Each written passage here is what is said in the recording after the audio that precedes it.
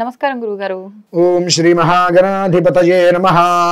గురుగారు, మనకు చంద్రగ్రహణం ఏ రోజైతే వచ్చిందో ఆ రోజు నుంచే మహాలయ పక్షాలు ప్రారంభం అని చెప్పి విన్నాం.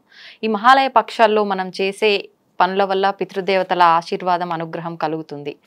మనం మిగతా రోజుల్లో చేసేదానికన్నా ఈ 15 రోజుల సమయంలో చేసే వాటికి ఎక్కువ పుణ్యం లభిస్తుంది అంటుంటారు కదా, ఎటువంటి కార్యక్రమాలు ఆచరించాల్సి ఉంటుంది? మహాలయ పక్షాలు అనగా పితృదేవతల యొక్క తిథులు. అంటే ఎవరికైతే కనుక తల్లి తండ్రి గతించిన వారు ఉంటారో వారందరూ కూడా ఈ 15 రోజులలో రోజు పితృతర్పణ మొదలవలసిందే.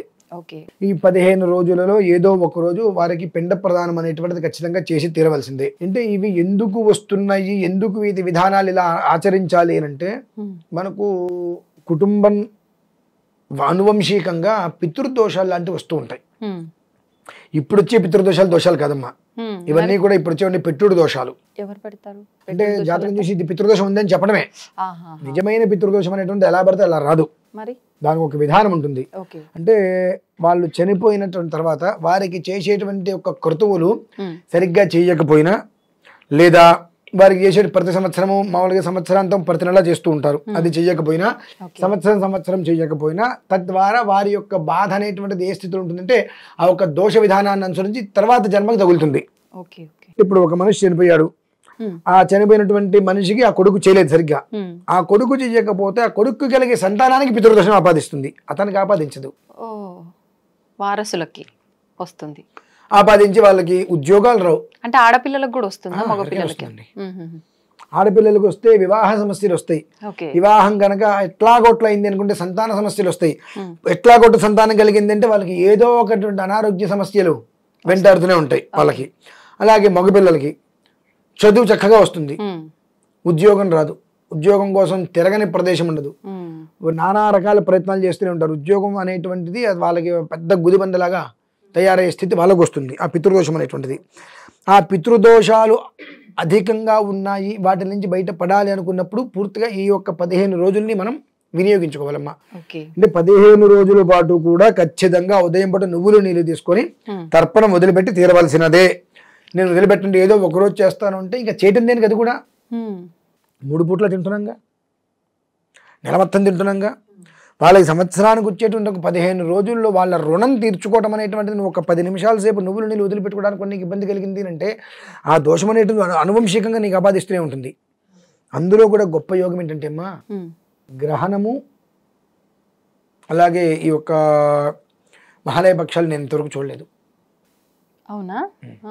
దీని ప్రభావం ఎలా ఉంటుంది అంటే, పితృదోషంతో బాధపడేటువంటి వారి యొక్క దోషం ఠక్కని పోతుంది.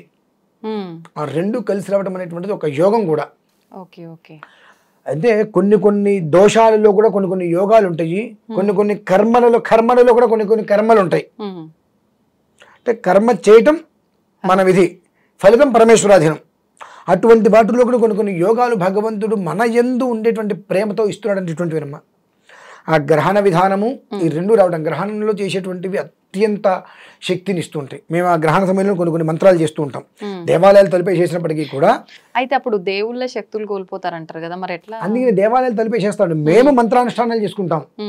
ఇప్పుడు కొన్ని మంత్రాలు మాకుంటాయి, ఆ మంత్రం అనేటువంటిది ప్రతిరోజు ఒక 1000 చేయాలి. ఏదో కార్యం చేయలేకపోయాం, ఈ గ్రహణ ప్రభావం వచ్చినప్పుడు ఒకసారి చేసినా కొన్ని వేల ఫలితం వస్తుంది. అటువంటిది ఆ రోజు నాడు కూర్చొని ప్రతి ఒక్క మంత్రము ఒక 1100 సార్లు చేసుకుంటూ వెళ్తాం. పురశ్చరణ అంటారు, మళ్ళీ అది సిద్ధి పొందుతాం మేము. అటువంటి అత్యంత యోగవంతమైనటువంటి సమయం అది. భాద్రపద పౌర్ణమి, భాద్రపద పాడ్యమి, గ్రహణం, మహాలయ పక్షాలు, ధర్మశ్చతుష్పాద్ ధర్మార్థకామ్య మోక్షాలు దర్శనాన్ని అన్నీ ఒకేసారి కలిసి వస్తే ఎలా ఉంటుందంటే రేపు గ్రహణాలనే ఉంటుంది. ఆ స్థితిలో ఈ ఒక్క విధానాలు ఆచరించడం కావచ్చు, లేదా ఈ తర్పణాలు వదలటం అనేటువంటిది చాలా అత్యంత శ్రేయదాయకం అండి. విజయవాడలో అయితే మన వాళ్ళు ఏర్పాటు చేశారు. ఇప్పుడు మా ఇళ్లలో ఉంటుంది, మా ఇళ్లలో ఈ విధానాన్ని ఆచరించాలి అని అంటే కొంతమంది బ్రాహ్మణుని పెట్టి మంత్రానికి పెట్టి దానికి ఒక ఆబ్దిక విధానం ఉంటుంది. మహాలయ విధానం సుమారుగా 4 నుంచి 5 గంటల సమయం పడుతుంది. అది అంతమందికి భోజనాలు పెట్టి, బట్టలు పెట్టి, వస్తువులు, చెంబులు, గ్లాసులు ఇవన్నీ చేసుకుంటూ వెళ్తాం మేము. అది విజయవాడలో కూడా ఏర్పాటు చేసాం. మన వాళ్ళు అంటే మనకు సంబంధించిన చాలా మంది మహాలయ పక్షాలు చేసుకునే వాళ్ళు ఉంటారు. అక్కడ మీరు వెళ్ళి శుభ్రంగా చేసుకోండి. ఇంట్లో అవకాశం ఉండొచ్చు ఉండకపోవచ్చు చెప్పలేము. ఆ అవకాశం ఇంట్లో ఒకవేళ లేదు అంటే కనుక మన ఇంట్లో మనం ఎలా చేసుకుంటామో ఆ రకంగా ఖచ్చితంగా ఒక మడి ఆచారంతో చేసే విధంగా అక్కడ ఏర్పాటు కూడా జరిగిందమ్మా. ఓకే. ఇప్పుడు ఇవి చాలా మంది సంవత్సరం అప్పుడు సంవత్సరికం చేసిన తర్వాత మళ్ళీ అసలు ఇట్లాంటి తర్పణాల జోలికే పోకుండా ఉంటారు చాలా మంది. అవునండి. అలాంటి వాళ్ళు కూడా చేసుకోవచ్చు. వాళ్ళ కోసమే అమ్మా ఎక్కువగా ఇది. ఈ 15 రోజులు వచ్చేది అటు ఇందాక నేను చెప్పింది అదే, అటువంటి వాళ్ళకి ఈ పితృదోషాలు అనువంశికంగా వచ్చేది. Okay okay. ఎందువల్లనంటే కడుపులో పిండం ఉంది, బిడ్డకేం పెట్టట్లేదుగా, బయటికి రాగానే బిడ్డకి పాలిస్తుంది, ఎందుకు ఇస్తుంది? మరి బయటకు వచ్చారు కదా, వాడు ఆహారం వాడు తింటారని చెప్పి వదిలేచ్చు కదండి. చనిపోయారు, సంవత్సరం అయిపోయింది, ఇక ఎందుకు చేయడం అని చెప్పి వదిలేశారు కదా. వీళ్ళ బ్రతుకున్నంతకాలం పుట్టినరోజులు చేసుకుంటున్నారుగా, ఎందుకు చేసుకోవడం? ఎప్పుడో ఒకసారి పుట్టావు, మళ్ళీ పుట్టినరోజు ఎందుకు చేసుకుంటున్నావు నువ్వు? ఏదో పెళ్ళయింది, మళ్ళీ ప్రతి సంవత్సరం పెళ్లి రోజు ఎందుకు చేసుకుంటావు? ముండమోపి సిల్వర్ జూబ్లీ, గోల్డెన్ జూబ్లీ ఇవన్నీ ఎందుకు చేసుకోవడం? అంటే నీవు బ్రతుకున్నావు కాబట్టి ఇవన్నీ చేసుకోవాలి. నీకు జన్మనిచ్చిన వాళ్ళు పోతే వాళ్ళ సంవత్సరానికి ఒక రోజు పెట్టడానికి నీకు చేతులు రావట్లేదా? నువ్వు చేసేటువంటి ఈ యొక్క ప్రక్రియ నీ కుటుంబాన్ని నాశనం చేస్తుంది కదా, అది గమనించుకోవాలి. అంటే మనం చేసే ప్రక్రియ కుటుంబానికి బాగు కాకపోయినా వినాశనానికి దారి తీయకూడదు కదా. మనకి వాళ్ళ పితృదోషం వచ్చిందంటే నా కొడుకు ఏదో తప్పు చేసేది కాబట్టి పితృదోషం వచ్చింది అబద్ధం. నేను చేసే పొరపాటుకు నా పిల్లవాడికి వచ్చింది పితృదోషం. నా తల్లిదండ్రులు నేను పట్టించుకోలేదు, నేను చూడలేదు, వాళ్ళకి గతిస్తే వాళ్ళకి కావాల్సిన మొత్తం చేయలేదు కనుక వాళ్ళ బాధ. ఇప్పుడు మీరున్నారు, మీ పిల్లలు కడుపుకి అన్నం పెట్టకపోతే వాళ్ళు ఏమంటారు? కడుపు మాడుతుంది, ఏడుపు వస్తుంది, అమ్మ తిడతాం తిట్టో అరుచో ఏదో చేస్తుంటారు. అలాగే మన పెద్దవాళ్ళు వాళ్ళు గతించారు, గతించిన తర్వాత కూడా మనకు వాయు స్వరూపం అంటారు కాకి. మనం పిండ పెట్టినప్పుడు కాకి వచ్చి ఎందుకు తీసుకెళ్తుందండి? మనకి గర్ద వస్తుందా, పిల్లి వస్తుందా, కుక్క తీసుకెళ్తుందా? లేదు కదా. అక్కడ పెట్టగానే కావు కావుంటూ కాకు వస్తుంది. కాకి అంటే మనం చాలా ఇదిగా ఉన్నాం. కాకి మన ఇంట్లోకి వచ్చింది, మనం పెట్టిన మొదటి తీసుకెళ్ళిందంటే మనకు కొంచెం కొంచెం దోషాలు నిర్వీర్యం అవుతున్నట్టే. అందుకని అది ఎక్కడ దోషాలు పోతాయని చెప్పి కాకులు కాస్త కనిపించకుండా చేశారు మన హైదరాబాద్లో కాకులే కరువైనాయి. ఒకప్పుడు ఒక పిండం పెట్టగానే కావుగా అన్నీ వచ్చేవి. నేను ప్రత్యక్షంగా చూశానమ్మా. తారనాక దగ్గర తెలిసిన వాళ్ళు ఎవరు చనిపోతే వాళ్ళ కార్యక్రమం తీసుకుంటే వెళ్ళా. ఈ 10 రోజులు చేసే కార్యక్రమానికి వెళ్ళా. వాళ్ళు పిండం పెట్టారు, కాకి రావట్లే అంతసేపటికి. రోజు చేస్తున్నారు, కాకి రావట్లా. ఏంటి అని అంటే వాళ్ళ ఆ చనిపోయిన మనవడు రాలేదు. ఆ మనవడిని పిలవడం వీళ్ళకి ఇష్టం లేదు, మనవడిని పిలవడం వీళ్ళకి ఇష్టం లేదు. అక్కడ అందరూ చూస్తున్నారట. 3 రోజులు 4 రోజులు 5 రోజులు అయింది, కాకి రావట్లా. ఏంటి అంటే అప్పుడు అందరి గురించి ఆలోచించి ఆ మనవన్ని రేపు పిలిపిస్తా అని చెప్పి దండం పెట్టుకోమని చెప్పగానే చూస్తూనే ఉన్నాము.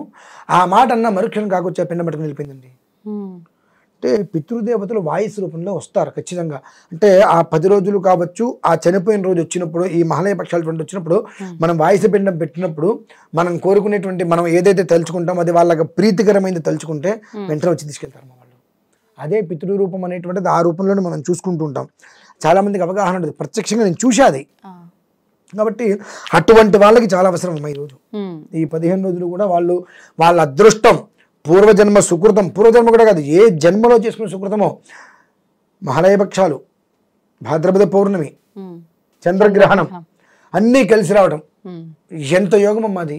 అంటే వీళ్ళు చేసుకున్నటువంటి అనుజన్మరక దోషాలన్నీ కూడా ఆ 15 రోజుల్లో పోతున్నాయి. ఈ పితృదోషాలకు సంబంధించిన అన్ని కూడా నిర్వీర్యమయ్యి జీవితం సార్థకత బాగుపడేటువంటి యోగ్యత ఆ రూపంగా వాళ్ళందరికీ కూడా ఆపాదించిందమ్మా. దాన్ని సద్వినియోగం చేసుకోవడమే అంతే. ధన్యవాదాలు గురుగారు, మంచి విషయాలు తెలియజేశారు.